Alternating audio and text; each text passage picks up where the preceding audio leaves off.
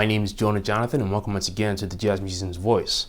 Today I'm doing an interview with a good friend of mine from 12, 13 years ago when I first met him at Fat Cat Jazz Club, Isaiah Richardson Jr. He's a great saxophonist as well as clarinet player, and he plays some other instruments. Great musician from the Bronx, New York. He was previously in the Navy. He knows many languages and frequently travels all over the world, including to Asia. And I'm just really pleased to speak with him. So we'll talk about his life and the music. So thanks for watching this interview. Please subscribe, share, give a like, and stay tuned for future interviews because we have a lot more future stuff coming. Thanks for watching. Ladies and gentlemen, today I'm speaking with a good friend of mine for probably like 13 years now. Met him at Fat Cat Jazz Club, and then we ended up playing together for many years. Isaiah Richardson Jr. And Isaiah is a great saxophonist and clarinet player, and has toured all over the world, especially in Asia, knows many languages, and has a great deal of skills, things that he's learned, and magic tricks, and all kinds of stuff that I've seen him do on the stage. So thanks for being on this series, Isaiah. Thank you, Jonah. It's a pleasure. So let's start with your background. You're doing your thing. Yeah, thank you. Talk to us about your background. You're from the Bronx, right? So yeah. Talk about getting started in music, your early background. Yes, I'm from the Bronx. Both of my parents also, from the Bronx, born and raised. I started playing music when I was about, 10 years old. In the program that had music, where my intermediate school, you could say, they basically told you have to do one of three things. It's art. There's like a electoral or electorate, you can call it, I guess. It said you have to do art, dance, or music. So that time, when I was a 10-year-old kid, hip-hop and breakdancing was popular, Michael Jackson. I didn't know they meant ballet, but I thought I can't do that stuff. Art, I thought they meant graffiti. That was popular. I was like, no, I can't do that either. But music, playing music, the only person I knew that played music was a guy in the church, that my mother used to go to, organ player. I said, fine, okay, I'll do music. And, for a year, they make you play this plastic recorder, you can, I think now, thinking back, you can learn how to play the recorder. You can, but they give you the cheapest, thing. Then, after a year, you graduate, per se, to a so-called real instrument, which is clarinet, saxophone, trumpet. So I showed up late, right? For some reason or another, when they were assigning the instruments, and I got put on the flute. Flute is a great instrument, but in the band with 10 drums and 15 trumpets and 10 saxophones and 15 clarinet, all those instruments and trombones and tubas, and only 3 flute players, you don't hear anything, nothing. I blew my brains out. I didn't have a good teacher, just the band director played everything. And I got frustrated, at one point, Plus, the little kids, they teased me, the boys. They said the flute is like a girl's instrument. It's not true. Flute is beautiful. But I was a little kid, And eventually I just told the band director, I want to play saxophone. I want to blow. I want to go boom. But he said there are too many saxophone players. What about the clarinet? And I had nothing against it. I said, okay, fine.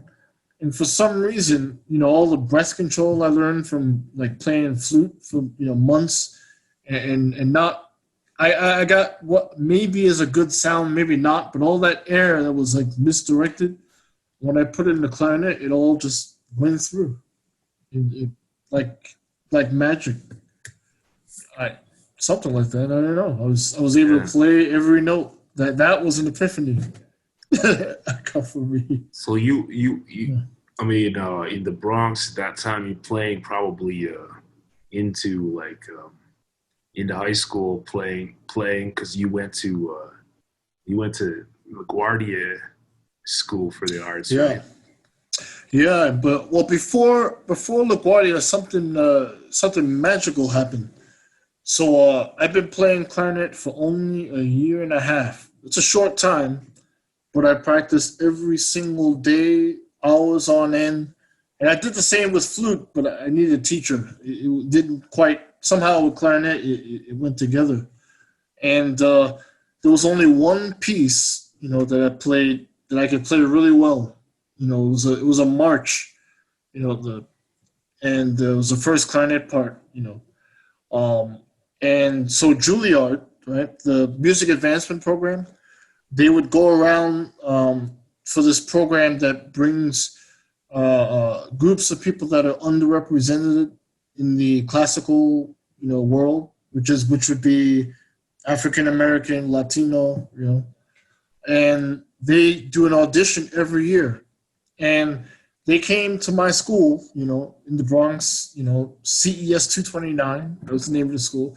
And they did the audition, and you had to play scales, there was sight reading, and you had to play a piece.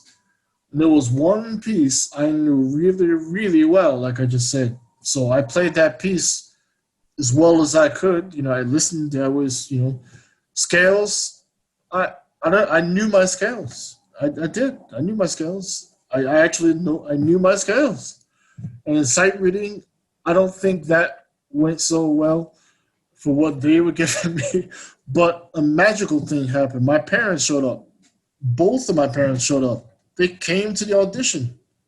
They came to audition together. And like that, I think that impressed them.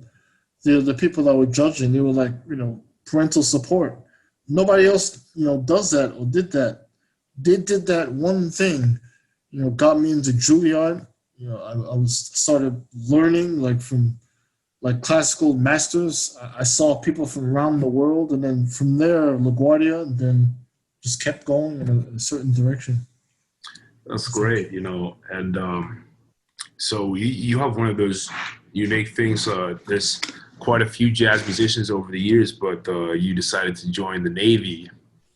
Yeah. And I remember you told me the story of Marines. The Marines, yeah, the Marines. You told me the story. Yeah. You said you watched the Karate Kid and you wanted to go to Japan. So tell us about why you joined and then you traveled. Yeah.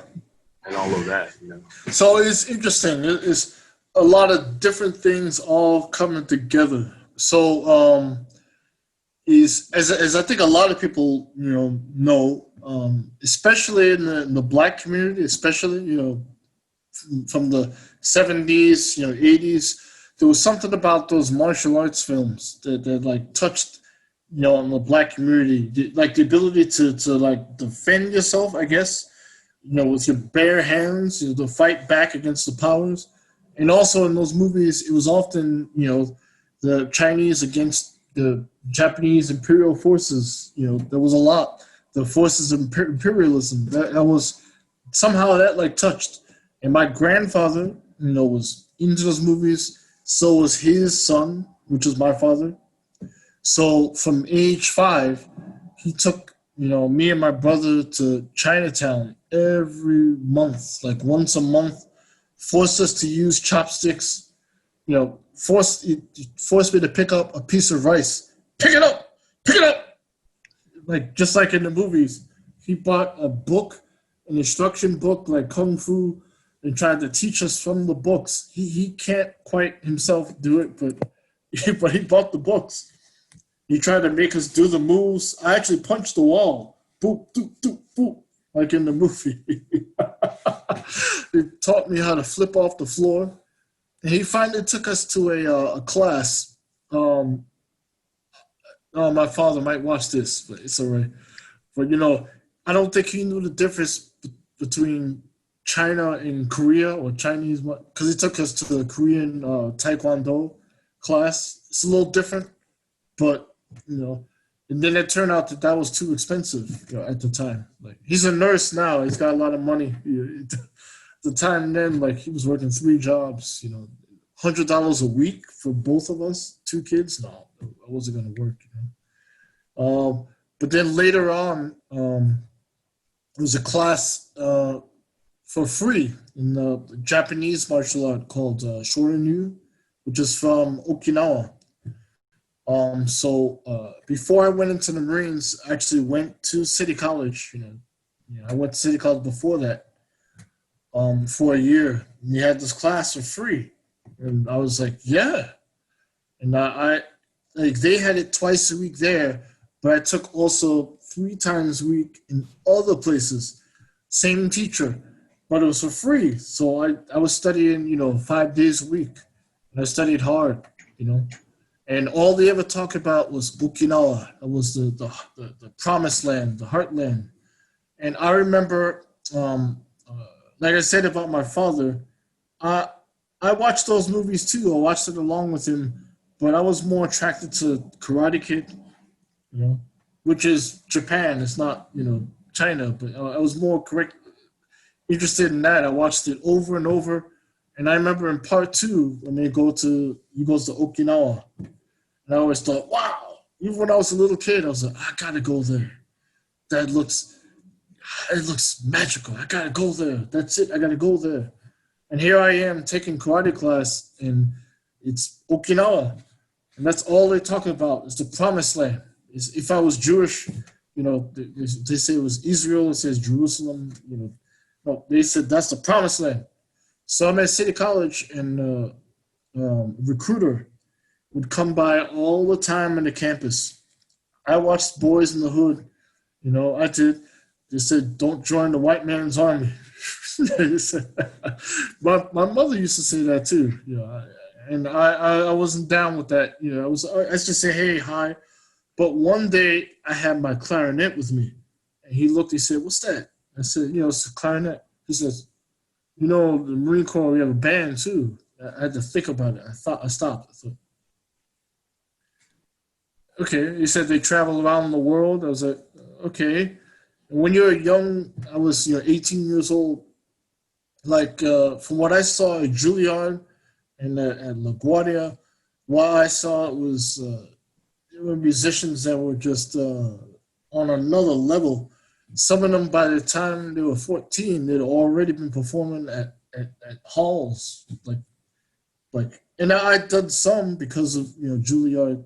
I played at Lincoln Center, by the time I was 13, but not like some other people who were touring. Some of them, and I was always afraid, like petrified on the stage. And when the recruiter was talking about playing 300 shows a year, I thought, man, that would. If you could play like that, that would really get you like not afraid of anything. You'd get bold, and he talked about travel and this and that and that. I had to listen. And he brought me to the office, and then he mentioned one of the places you can go to was he mentioned 3 places that interest me. One was Hawaii. I thought everybody wants to go to Hawaii. Then he said New Orleans. I said, well, yeah. Jazz. I thought, yeah. And then he says, Okinawa. I thought, this is it. Just like the Karate Kid. I'm gonna become karate master. I was like, this is it. That was it. I was like, oh, that's it. So then, I was young. I didn't ask anybody's permission. I didn't talk to my mother or father or say, what do you think about this? No, I just went on ahead, after thinking about that, signed, and that was it. That was a wrap. Once you sign, you're in. It's over. Well, you're very unique as like an African American who can speak fluent Japanese, and they noticed that over there, and you're featured in many of these the news articles and TV shows. And you're pretty famous over there, And then you also learn like some Chinese. You went to Taiwan, and you went. talk about like your love of learning those languages and love of that culture, because you absorbed all that culture into your life, you know.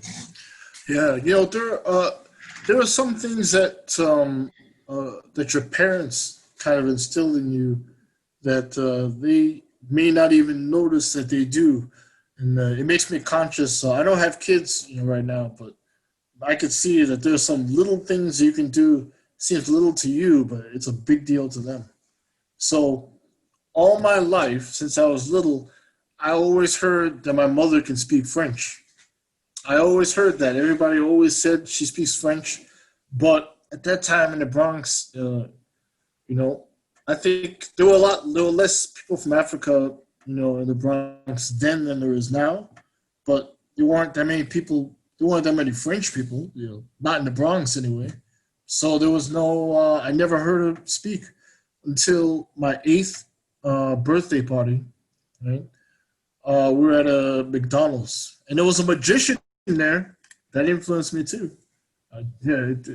So there were this couple from France, and they didn't speak English, and they were like lost. They were looking for something, and then somebody say, "Hey, like she speaks French," and I was like, a little bit in my head, I was like, I don't know. That's what they always said. And she actually spoke French.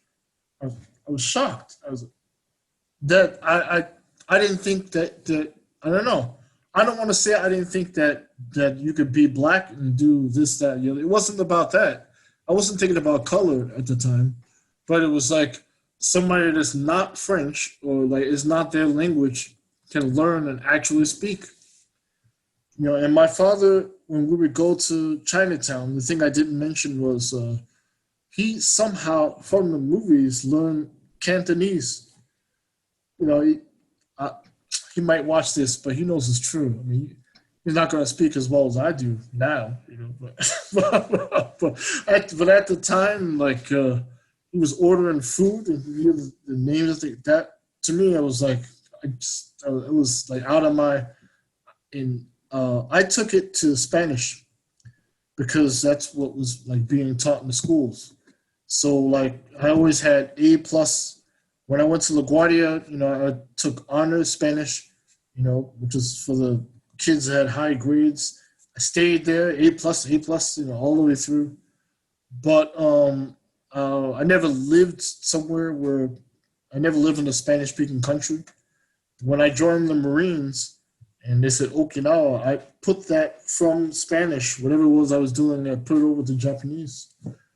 And even though I started learning Japanese, I lived in Okinawa for a year. I was stationed there in the Marines. In my mind, it was always Chinese. I always thought about the movies and everything that, that I was influenced by when I was younger.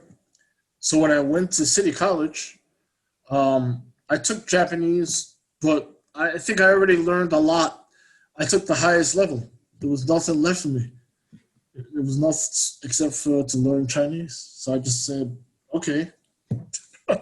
And I didn't realize that would take me on a whole journey. I mean, I got scholarships, a lot of them, to study in Shanghai University, which is one of the top universities in China. And then also Nanjing University, I was there for a bit. The classes were all in Chinese. Then I got more scholarships the next year. It's after I met you. I went to Taiwan. And that was a whole another thing that opened the whole door. You never know. You've got a lot of interests in different cultures. The other hobby that you have is the salsa dancing, which you go to many of those congresses and you've learned that. But when we talk about your musical career, you've done quite a bit too. You went to City College. Who were some of your teachers at City College before we get into your more professional career? So I stay with me because it's a little bit complicated, a little bit. So before I went into the Marines, I was at City College, for a year, right? and then I went and came back. So when I was there for that first year, Ron Carter was there, which was amazing. You know, Ron Carter, and also he's gonna kill me. Don't forget his name. He's gonna kill me. Piano.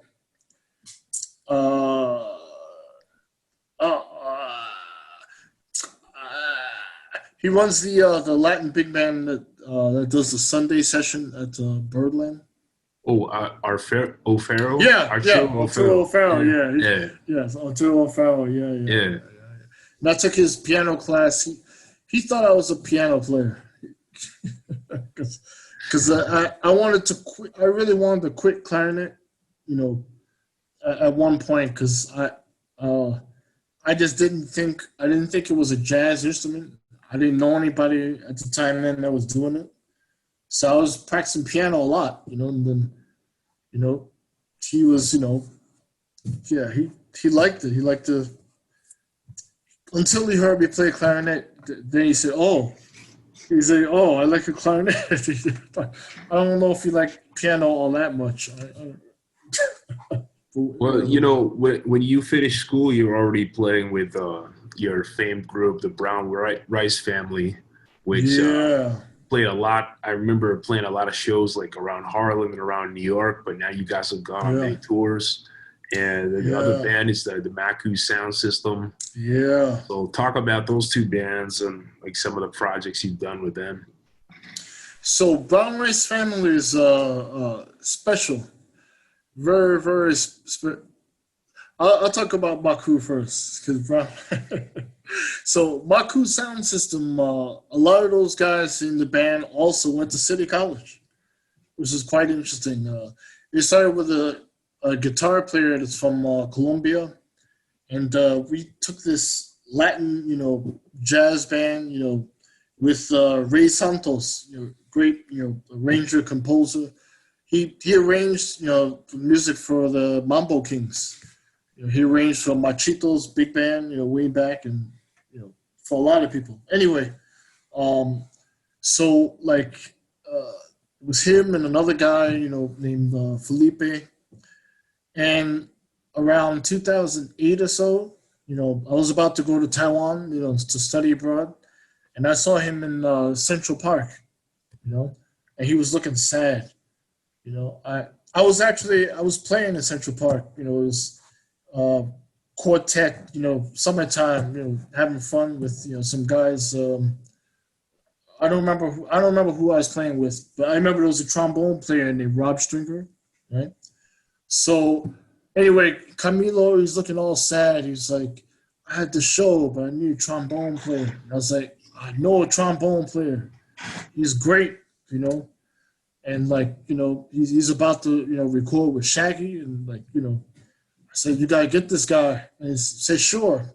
3 years later, like trombone player, you know, Robert Stringer comes to me and says, I'm playing with this band that they need a clarinet player, and it's them. And that when I joined the band, you know, Maku, you know, the end of 2011, like they had just gotten with Global Fest. I don't know if you know Global Fest. It's a festival. APAP, yeah. APAP, like they just gotten this big grant. Like they give you money to tour. So 2012, we went to Chicago like 4 times.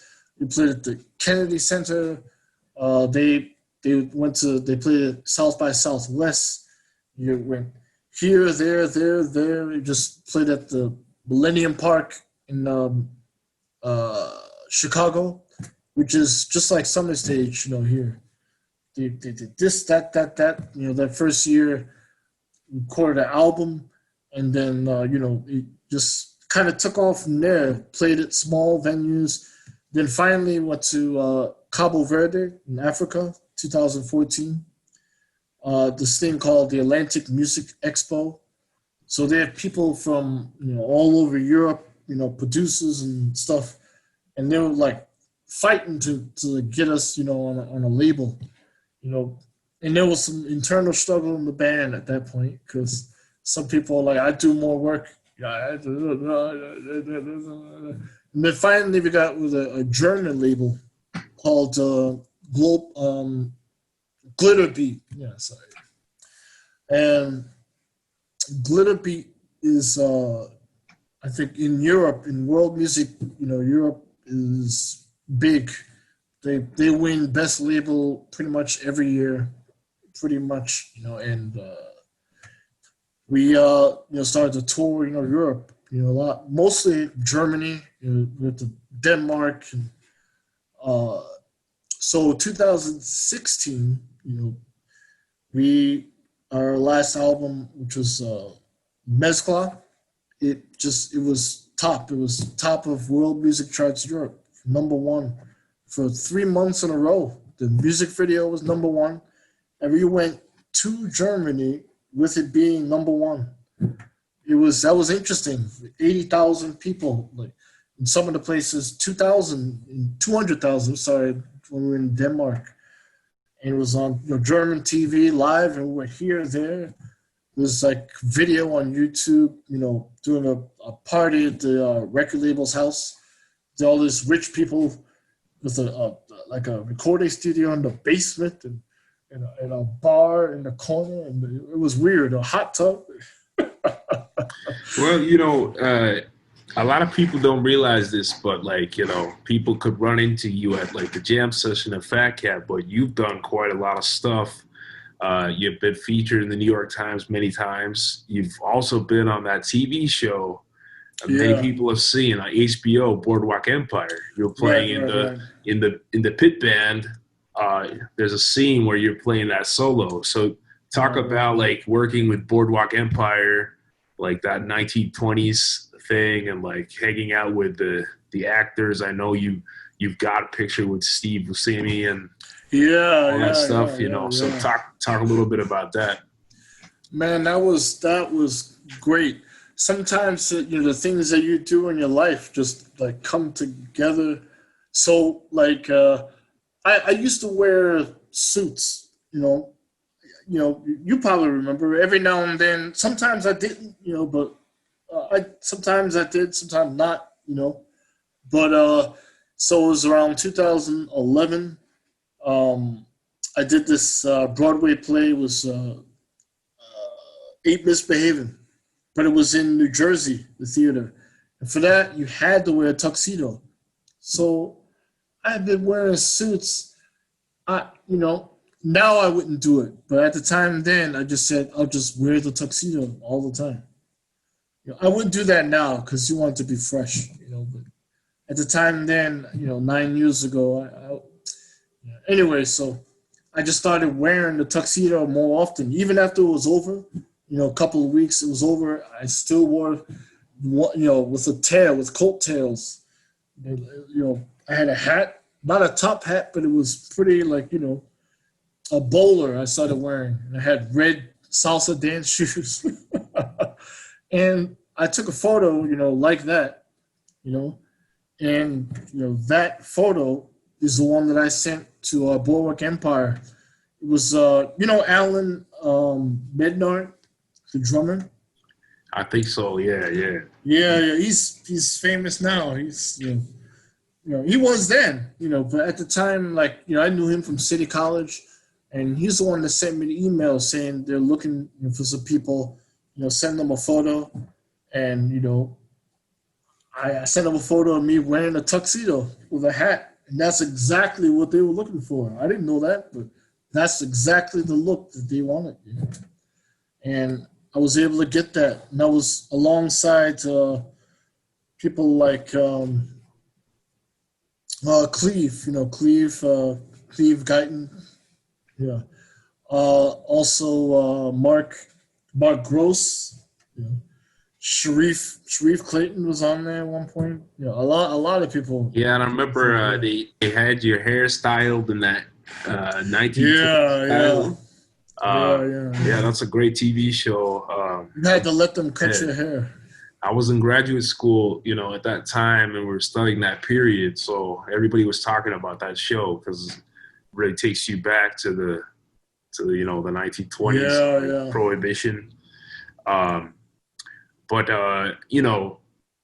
one of the things I could certainly ask you is, like, you've got so many different projects that you're interested in, not just jazz. You're living you're living a life where you're traveling quite a bit, especially to Asia, learning about so many things. Talk about, like, balancing that as a musician and balancing in what sacrifices you make in your life, because, like, when you're traveling and all that, you've got to make some sacrifices as staying in one place and teaching at a university or that type of life, I think that's but sacrifice sometimes is a matter of not a state of mind. That's not the word I want to. That's not what I want to say. But it depends on what you want to do, the direction you want to go in. So before 2014, right? So the group Brown Rice Family, I didn't talk about them much, but okay, Brown Rice Family, we'd already become, like, we won Battle of the Boroughs, in 2012. We're named #1 New York City band. We beat 524 bands of a 6-month-long competition. I met those guys at City College, started playing at the tiniest, small little places. And now, we teach at Carnegie Hall. We're at Lincoln Center all the time. We're at Blue Note, So 2014, they started, doing Japan tours. And that was always my dream. I didn't know how to do it. So I heard about Kenny Garrett. I heard that Kenny Garrett, when he was playing with Miles, right, because he had a visa, he would go to Japan, he would come back to New York and then fly back to Japan on a separate flight because of the visa. You can't work, he would fly back to go, play and do shows. And I thought that was crazy. Then I heard that he speaks Japanese. And I thought, oh, okay. And I used to like Kenny Garrett a lot, And then he went to China in 2006. I went in 2007. I did. I honestly did that. It's crazy, I thought I want to put some Chinese something in my music. I didn't quite do that. Somewhat. It's subtle, I don't know. But then 2014, finally I got a chance to go, with a visa. And, we played for shows. And it wasn't me playing jazz, but it's still my music. I helped, create, a lot of the music. We compose it. We've been rehearsing together forever, It's a world, music. And I play solos, I dance, and I was able to do magic. So 2014, I didn't quite, go off to do my own thing, not quite. We went back 2015. I made a little more contacts, It's hard to get in, when you don't know. I know a lot of people want to, to go to Japan, but they can't figure out how to make it work financially. 2016 is when that's when I figured it out, kind of. But it was still on the coattails of Brown Rice Family. So they paid the flight for me to go over there, right? And after their portion was over, I did shows like that for a month. I don't know if you know Stafford Hunter, the trombone player, right? I think I heard the name, Yeah. He plays in the Basie big band. He's, the Duke Ellington big band. He's all over Europe. So I had to play with him a couple of times, and he goes to Japan a lot. And I had to ask him. I asked him about it, asked him his advice. And, he told me a lot. He said, that, save up those, frequent flyer miles, find, the hotels, that are the right ones, to go to.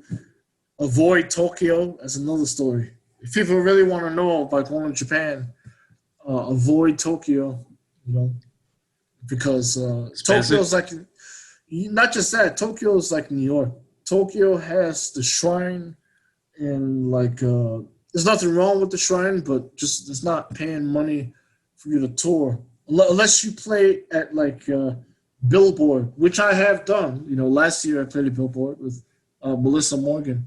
Yeah. But unless you do that, those clubs don't pay. You got to go outside to the other places where you can play at a little bigger place where they have a budget.